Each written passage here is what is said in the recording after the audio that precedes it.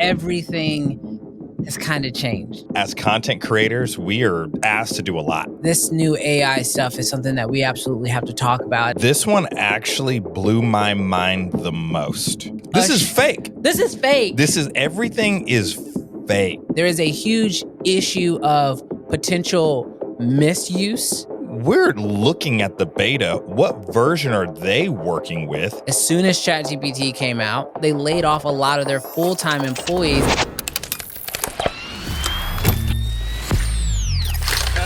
What's good, creative fam? Brandon Washington here. Welcome back to another episode of Uncensored. I just keep laughing because in the last 24 hours, I feel like everything has kind of changed.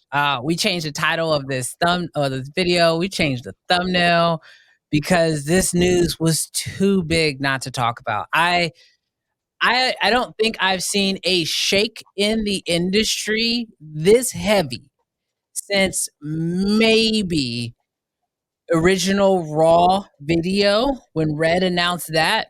Maybe the next one might have been gimbals because it was the first time you could get like amazing steady footage, and it put that technology in everyone's hands. And even when those two things first came out, they were so expensive at the start that like it was when it became mainstream that it changed video in a big way. But my goodness, this new AI stuff is something that we absolutely have to talk about. And obviously I'm not here just to hear my own thoughts. So of course I have my amazing co-host and good friend, Mr. Jarrell, here with me today. And bro, we have a lot to talk about. We have so much to talk about. In the chat, you guys are already at it. You're telling us your opinions. We need to hear your opinions. Like, as you guys know, this show is very live. And like a lot of these thoughts and emotions are very raw in the moment. It's good to hear the optimism in the chat. It's good. I am happy to see some of that because I'm not sure if I'm quite as optimistic as some of you guys are in the chat. So I'm going to need you guys' help.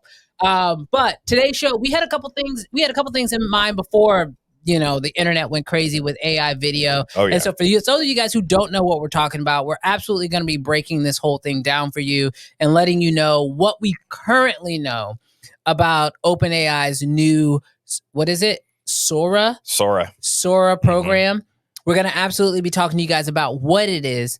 All right, Jarrell, where do we start? We got to get into this AI talk. I know you guys have already been going ham in the chat and you guys have been giving me your opinions. I want to know, for those of you guys who are just now tuning in, who maybe didn't see the original prompt, what are your feelings about this new OpenAI Sora? I feel like my wallet's gonna be a little Sora.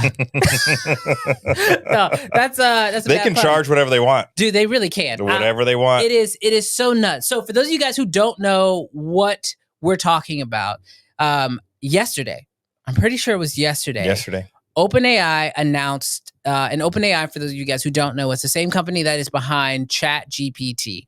So the revolutionary AI program that has basically taken every industry by storm as a word generator. Basically, you can put in a prompt and it will literally spit out whatever you want in text. You can ask it to write a script.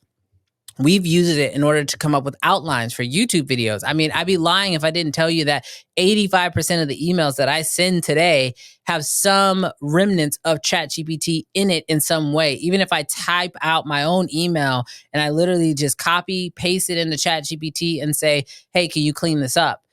And then hit submit. Whether you're a writer or you're not a writer, I just know for me, as content creators, we are asked to do a lot. To write copy, to do stuff for websites, to help real estate agents and all sorts of things. Even if you are a writer, but if you're like me and Brandon who aren't writers. No, I'm very dyslexic too. So. Bro, like, why do you spend hours trying to craft an email when you can just put down your raw thoughts, have it snap out in 2 seconds? So that company that gave us this amazing tool that we have only seen get better and better. It now, OpenAI has now announced Sora, which is a new text to video prompt program. And we went and found a few of the actual videos that they have created. And those of you guys who have seen this, you're not going to be blown away because you've already seen it. But Jarrell, can we show the puppies? Like, guys, this is actual footage that, and again, you guys know going into this that what you're watching is AI generated, but the majority of people are not. And this is what this we're is talking just about. A prompt. This is a text prompt. Puppies playing in the snow, going in and out of the snow, golden retriever puppies. Look at, guys, I'm not even exaggerating. This is text to video. We got another one. Let's show them another good one. Dude, this one actually blew my mind the most. Yeah. Okay? Because, and you were kind of talking about this, Brandon, but if you have imperfect videos, if they're already like shaky cell phone footage, it's already going to be that much harder to tell. Yeah. So this is a woman on a train.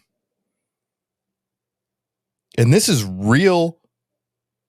This is not real. This is not real. This is not real, but it feels this is real AI. But like, as a videographer, I know a lot of the people who watch this show are filmmakers, videographers, content creators in some fashion. But you have to like kind of think about like this shot if you were to actually shoot it. I mean, one, you've got the dynamic range of the sky and the clouds. You also have the reflections of the girl, and when it passes by a solid object, quote unquote solid object, then the lighting changes and we can actually see her reflection in the video.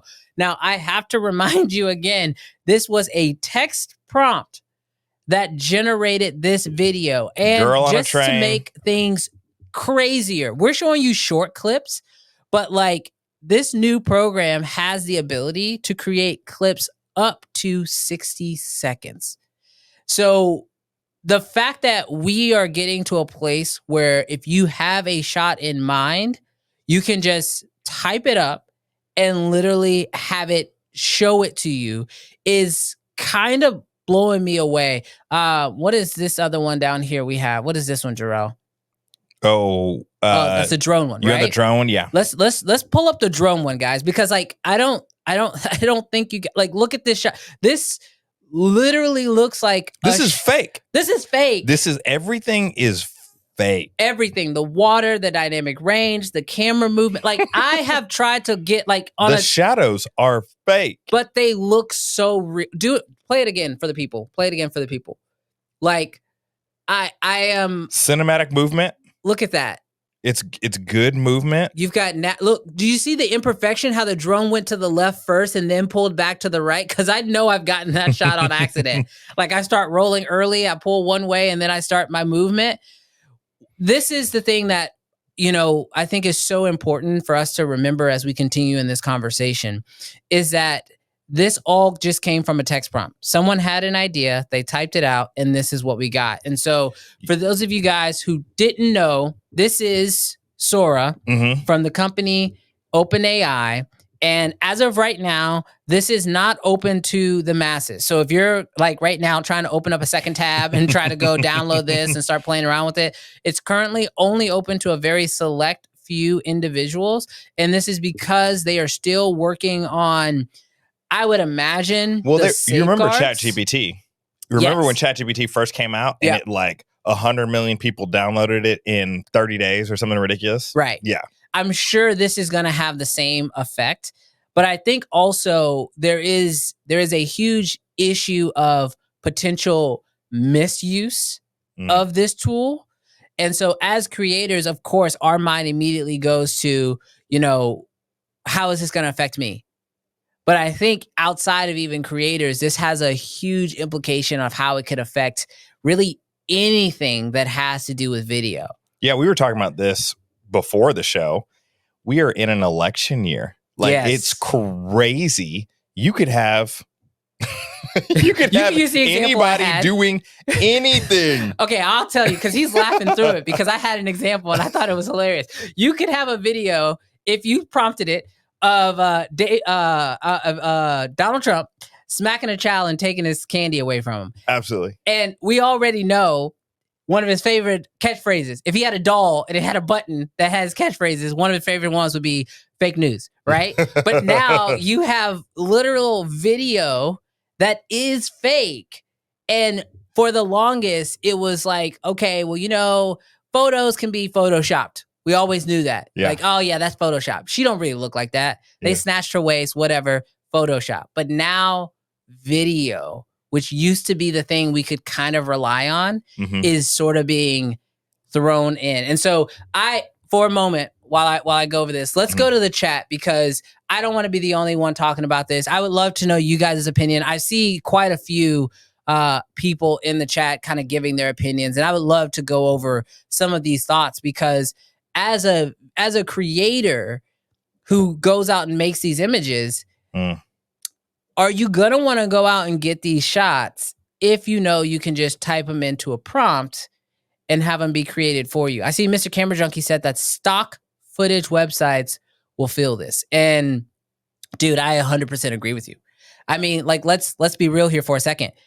Why would you pay for a stock shot where you're limited just to what that creator created and the angle that he got at the time of day that he got it, when you can prompt it? Because like, we just saw a drone shot, and I'm sure if it's anything like ChatGPT, it'll be something that you can continue to finesse. You might be like, oh, make it at sunset, make it at blue hour, harsh shadows, be too soft wide. shadows. Zoom in. I want it, like, one of the shots that we saw was like, or one of the examples for the prompts that I saw online was they literally shot on 35 millimeter film. And they were able to literally dial in the look based off of the prompt. Imagine saying, I want this shot at 3:45 p.m. Yeah. Yes. Like, in a specific area. And it literally rotates the sun. It's like, what in the world? Exactly. No, I think this is going to be a insane one. Let's pull up another really good comment that we got. This is from John. The problem isn't small creators looking for stock footage or images that may rely on AI. The biggest problem is with businesses that will dissolve entire departments for this, but can afford humans. I think that is probably the thing that probably scares most creators today when they see this tool, because, there are companies that have already done stuff like this who now use ChatGPT. Like, I remember when I worked with an agency, and I won't say the agency's name, but I worked with an agency, and I was the video creator for this agency, but I was contracted. But on staff, and the reason why they contracted me was because on staff, they had copywriters. Because they did the marketing for so many different companies. And when you're doing marketing at scale, you have to have so many copywriters, because coming up with this copy, whether that's for social media posts or for mailers or for websites or just blog posts, like, all these things require these copywriters. And these are people who are wordsmiths. This is what they do. And I can tell you, this is just the experience. I didn't make this decision myself, but they did dissolve down their copyright staff. They moved to working with more freelancers as soon as ChatGPT came out, and they laid off a lot of their full-time employees and moved them into more of a, contracted role, because they were just like, we don't need quite as many of you, because we know you're just going to use ChatGPT to get the work done. And with ChatGPT, if you know how to prompt properly, you can get a lot of stuff done in a very short period of time, which in business, what's the golden rule? Time is money. And so if you can use an AI tool to save you a ton of time, it will also help you save a lot of money. And I think, to John's point of these companies utilizing these tools to lay off departments, but what's annoying, I think, for every creator is that last part. He says, but they can afford humans, and they're just going to choose not to maximize revenue. Now, this isn't all doom and gloom, even though it kind of feels that way. It feels very heavy, but a little bit of what we were talking about before is there was a time, I don't know, 1905, 1910, when there was a guy standing on the side of the road and was like, hey, everybody, this thing called the car, it's going to be in everyone's driveway. Yeah. And everyone that sold horses or used horses looked at him like he was crazy. Probably. And said, yeah, there's no way. I can birth a horse, not them personally, but I can make these horses mate and I can get a free horse. Right. I'm not paying what, $500, $1,000 for a car. Right. But that person saw the future and they literally pivoted. And now we're all driving cars. And I think that this is that big of a moment that we were all in on riding horses. And now we have the opportunity to potentially go into this future, because this isn't the first time it's happened in the industry. You talked about ChatGPT, but I remember even before that, when people outsource graphic design to other countries, they're like, man, I can pay you $18 and I can pay this person in a different country $2 or $3. Yeah. Now it's just going to happen again. And so I think that the reality is this is going to be a place, as we were talking, that it needs to become a place where people get on the new boat. This is the comment I like. Cars put horse crap pickers out of business. Right? Yeah. Like it didn't put horses out of business. Yeah.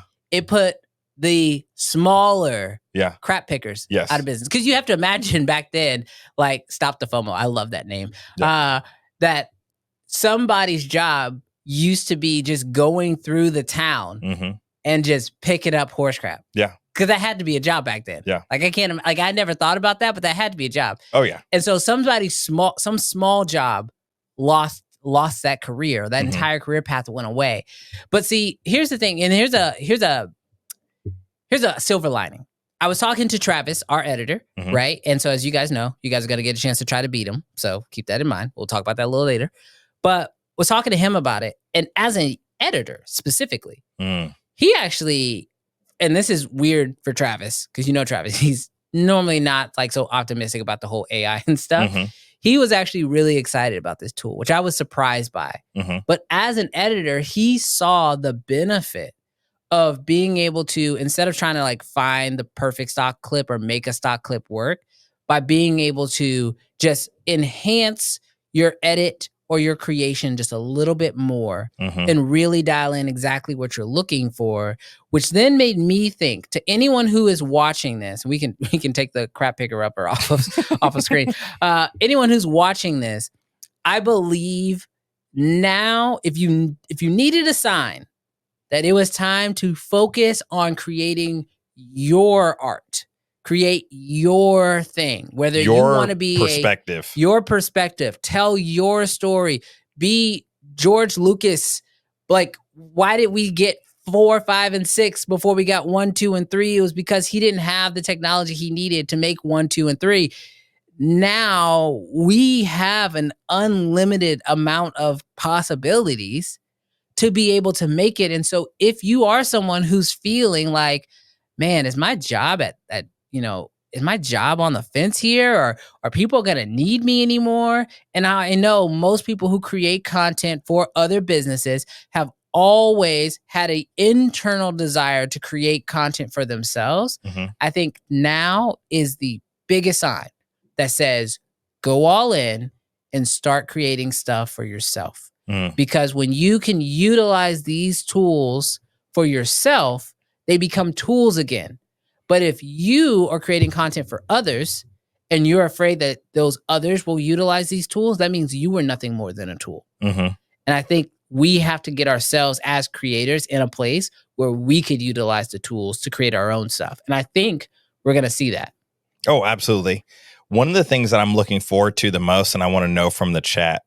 All right. So we are talking about some doom and gloom. We are talking about some things that are tough. But what I want to know is what are you looking forward to most in this AI future in terms of like content creation? So for me, I want to be able to take potential footage that has blown out highlights. Maybe the shadows are crushed.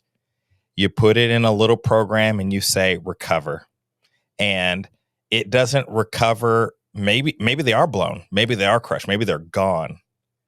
But it literally gives us 21 22, 23 stops at dynamic range. I feel like it's infinite, right? Wouldn't it be infinite? I mean, because you're talking about almost like generative fill video. Oh, yeah. But instead of filling, with like, making a cat on the bed, instead of it being a book on the bed, you're saying, give me my sky instead of this blown out mess. Yes. So what about you, Brandon? Like, if there is an AI feature tool that it can do to enhance or improve, what do you want? And then let us know your comments. What would you like to see? I think for me, realistically, it's kind of already past what I would expect. And honestly, I'm a little nervous about how good it already is. He's like, put it back in the box. Yeah, like I feel like we've gone almost too far. Like, this is the first time, like, when we saw generative photos, I thought to myself, oh, I feel so bad for those artists, those digital artists, right? Do we have the manatee? Not manatee, what was it? What's the little the elephant thing? Oh no, but I'll grab it. Okay, so Jarrell's gonna pull up this shot, and I want you guys to see it because it is so insane. This is the one that like blew me away the most, for reasons that'll make sense really, really, really soon. But what makes me really nervous about the whole creating content, and like why I'm not necessarily super, super excited is there's something that this AI generated video is doing that I don't think most people are fully grasping. And it kind of makes me sad, just being a little transparent here. It actually kind of makes me a little sad for a skill set that I love so much that I feel is going to become not just undervalued, but underappreciated. Can we roll it? Do you have it? Yep. Let's go ahead and roll the shot here. So as you guys can see here, what are these things called? I think the woolly mammoth. Is it a mammoth? And then I guess you can correct us if we're wrong, but I'm pretty sure it's a woolly mammoth. I think it's called a woolly mammoth. What's insane to me about this shot, and you can leave it frozen on here because I'll touch about it, is one, the composition. The composition on this shot is beautiful. Mm-hmm. It's dang near perfect. They got a nice center frame. They've got it framed up perfectly with mountains on the left, so you're clearing out the highs. You got the trees on the right, so you got something there. The exposure looks amazing. We've got shadows. We've got harsh lighting. And we're somehow still shooting on the shadow side of a woolly mammoth. And here's the crazy part. It doesn't exist. None of this is real. Yeah. And so here was the thing, at least about, with filmmaking and like as the technology got better, like no matter how good cameras got, right? You still needed the skill set of filmmaking in order to have a good image. Lighting was still important. Composition was still important. Like these are little things that were necessary in order to still separate yourself. And from what I've read through the prompts is that it understands it. And it can just make anybody appear as if they are a fantastic filmmaker. And now I think we move from the skill set of filmmaking and video production and lighting and all these things. And now we just start getting into a world of who has the best ideas. And when you can create at scale and you can create at mass and everything looks great and everything looks amazing, Syndrome said it in The Incredibles. If everybody's incredible, nobody is. Nobody is. You know what blows my mind, Brandon, too, in this? Is tell me how this beta version looks better than the original Ice Age. I know. What? I know. Because here's the deal. Here's the implication. We were talking about this. We're looking at the beta. What version are they working with? And then in 6 months, a year, 2 years, what are we talking about? Because one of the things that you wanted to make sure is that we pointed out some of the flaws in it, because it's not great. It's not perfect. There are some things that are weird, but it's already this good. And this is the beta. That said, AI, I think, will always have some giveaways. And I hope that I mean, obviously, I feel like eventually there probably won't be. But let's pull up that one clip, because this is what I do like about OpenAI, is that they're willing to say, hey, we're good, but we're not perfect. So check this out, guys. This is hilarious. So I don't know what the heck's going on here. They're pulling dirt. Whoa. Where did that come magic. from? Look at that magical chair that just came out of nowhere. So for those of you guys who think, okay, yeah, this program is absolutely flawless. No, it's the graph. What is happening? The motion of it is completely off. Yeah. The weight of the chair is completely off, and it's creating elements from nothing. So not every prompt is going to obviously produce perfect results. There was another one. Let's pull up the other one. Oh yes. Oh, this is the future that I do not want to live in. Oh gosh, guys. Look at this. Oh my gosh, look, it's so creepy, bro. This is so creepy. This is so... It's too much, bro. It's too much. Now here's what I'm gonna have you guys do. I know you guys were staring at the grandma not blowing the candles because the candle lights weren't doing anything. But let's play this clip back. But this time, just watch the hands in the background. Like what is? Look at those fingers, bro. Like, like those hands are going nuts. Look at the fire on the candlesticks, like, and how they're all choosing their own direction. Yes, wind does not exist, and they all just like that one has two flames on it. So yes, it's clear that like the AI is not perfect yet. Someone says the sign language. Mr. Camera Junkie said it's sign language. She can't clap. AI cannot clap on beat. No, not yet. They don't have it yet. They're not dialed in. So this does give me a little bit of hope for a period of time that you still have your job, Brandon. Yes, you still for have now. your job. For now. Look, did you see the tweet from Mr. Beast? Oh. Mr. Beast actually tweeted at Sam Altman, who's the owner or CEO of OpenAI, and he says, "Don't make me homeless." Like, I know he's probably joking, but in every joke is a small grain of truth, right? Yeah. So if the biggest creator on a platform like YouTube can see some writing on the wall here, I think it is something that we should at least keep our eye on. But I don't necessarily think that we need to be 100% worried about it, right? Yeah, because outside of Jeff Bezos, there are very few people that can rent a cruise ship, that can destroy a train, that can wreck 50 buses. Yes. But do you need any of those things with OpenAI? I think so. So here's my question, and I really want to know this from the chat. Just let us know. And I know there's a lot of people who watch this show, but they don't always engage in the chat. So if you're someone who typically watches but doesn't engage in the chat, please do me a favor. Take a second and just engage just to answer this question, because I really want to get a pulse on how people feel about this. But if you are someone who is watching content, if you can't tell that it's AI generated, do you want to be pre-notified or do you think it doesn't matter? Because technically, we see movies all the time that are CGI. They're full of CGI. We're perfectly fine with it. Yes. But you bought a ticket. Well, you might have bought it. You might have ripped it. You might have. But you're consuming the content. You were under the assumption that this is a movie. Yes, you're consuming content, right? And so when you're consuming content, do you want to know that it's AI generated, or do you even care?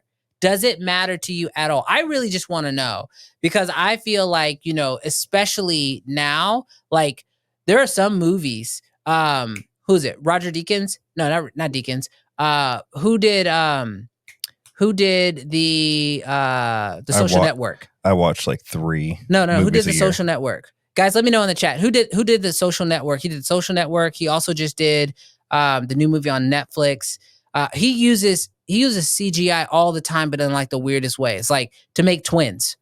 Like he'll just do a face swap for the whole movie, just to make perfectly identical twins. But like it's not explosions. It's nothing. Fincher. Thank you, Scott. Fincher does CGI in the craziest ways because it's so subtle you don't even realize the shot is CGI. He actually has he has a lot of CGI shots in his movies, and you'd have no idea. Mm-hmm. And I feel like this is going to be one of those same situations where people are going to be leaning into AI, and like the clear stuff, like the woolly mammoth, like that's easy to know, but I feel like where we're going to see most of this AI stuff is going to be in the small things, because like this program can kick out 60-second shots.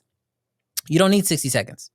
Yeah, this is where Brandon and I differ, because I do want to know when it's AI, but we were just talking about it. Bob Marley just did, no, he didn't just do, but his family just did a biopic of him. And one of the things is I haven't heard anything about the movie. I've watched a few interviews like on the Breakfast Club and stuff like that. But one of the things that I realized is the movie looks like it's well done. I'm excited to see it. But I will say that because Bob Marley's face is so iconic, it's weird to see an actor play him.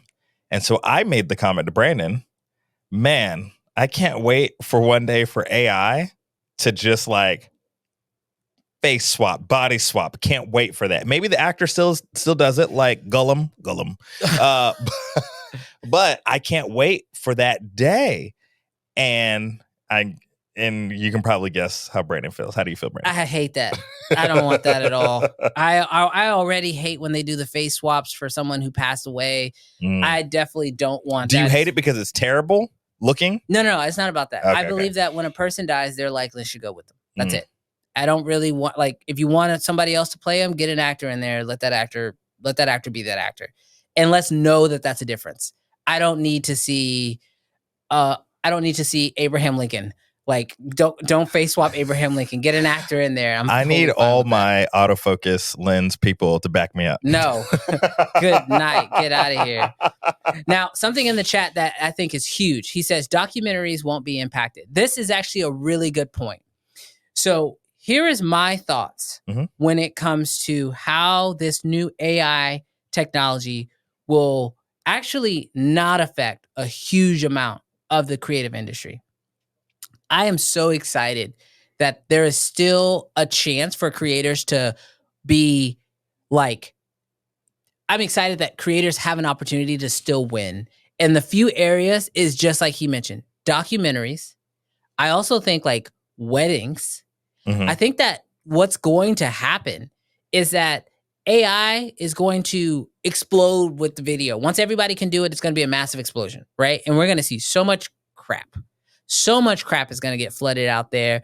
And because most people... And by crap, you do mean that there's going to be like crappy stuff, but you just mean there's just going to be a ton of content. Both. Yeah. There's just going to be an overwhelming amount. But it's almost going to get to a point to where I feel like people are going to crave authenticity, which we're already seeing that on YouTube. I mean, there's a reason why we switched to a live stream, because I like the authentic conversation and I like talking with the chat, and I love to hang out with you guys every single week so we can have real conversations. Like, I think people are going to crave that. I believe that people are also going to crave things like vlogs again, because I feel like that, again, is a authentic person's experience. I hate this when I do this, but I just recently heard about, and I wanted to see if you know, there's a bodybuilder, no edits. He does Sam, what's his name? Yeah. Whatever. Half an hour. Very little editing. 1 or 2 cuts. Yep. It's just, and people love it. Yeah, and I think people need that. I believe that, like, we're gonna get Sam Solik. Thank you, Kofi. I feel like we are going to get to a place where that authenticity and person-to-person interactions and in-person, I mean, like, obviously, like, not to really talk about it too much, but like our Red in-person event that we have coming up, like, I feel like those type of things are going to be crucial, especially as we move forward in this new AI generated world. And even to the point of content, like, I even notice, like, now when I'm scrolling through Instagram, when I see like a trendy thing, I kind of just swipe. But when I see an actual person talking, like an actual individual giving their input, telling their story, explaining something that they've experienced, that actually draws me in way more than some of these AI generated voices with AI generated images that are just telling me some nonsense story. I kind of just immediately just turn my brain off of it and say, oh, this is just some more AI garbage that's being pumped out. And that's not to say that it may not have some value, but I even find myself now sort of like identifying AI stuff and saying, not today. That's where we kind of align. When I see AI generated content, like I almost immediately swipe, because I feel like regardless of what they're trying to tell you or not trying to tell you, I feels like I'm like trying to be duped. And I feel like I'm smart if I can spot it and then swipe away from it. I worry about the day where you can't tell. Yeah, and that's going to be a very interesting day. But, you know, I believe I believe that we are going to find places. This one here, this is another industry that I don't think will be affected. Real estate won't be affected. I think anything that people need to experience in real life should not and won't be really affected. I think it can be enhanced. I can see a lot of AI tools that will help enhance real estate. But yeah, I don't see necessarily, because here's the deal. Like, you could be fraudulent if you're like, oh my gosh, look at the space of this living room. And they get in there and it's like 200 square feet. Yeah, no, we don't want to do that. But Scott asks, he says, let me reverse it. Brandon, would you do these live streams if the entire chat was AI? No way. Like, that's my thing. It's like, I know that you guys exist. You don't want to talk to bots? I don't want to talk. Dude, can you? That's like those AI girlfriends. I'm not for that future. I am not for that future. That might be a hot take. That might upset somebody, but no, I'm definitely not for that future. I honestly believe that we are going to want people interactions, and that's going to be super, super important as we continue to move forward, and that we even make sure that that's recognizable in our content. You know, this AI future that we're all going to be a part of in some way or another, whether we want to or we don't want to, it's going to be important. And I think, you know, especially for this audience that watches this stream, content creators, filmmakers, videographers, I think for us specifically, we should definitely make sure we're keeping our hand to the pulse. And as you mentioned before, like with the horse in the car, we definitely need to make sure that we have, you know, we're understanding the tools. We stay educated on the tools, which is why I wanted to talk about this on the stream. You can't be an ostrich. You cannot put your head in the sand. Absolutely not. If you do, like literally the world is already going at 1,000 miles an hour. Right. And you can do that if this isn't your primary work, freelance video production. If this isn't it, then yeah, put your head in the sand, you know, hope for better days, hope that something crazy happens. You're going to suffocate underground before any of that stuff happens. But if you are a content creator, you need to like definitely subscribe. And it sounds kind of like a personal plug, but we talk about these things and we want to talk about these things. We want to keep you guys updated. Yeah. But definitely do your own research. Yeah. And stay up to date. I mean, that's the thing, is stay ahead of the game, stay up to date. We got some wild stuff ahead of us.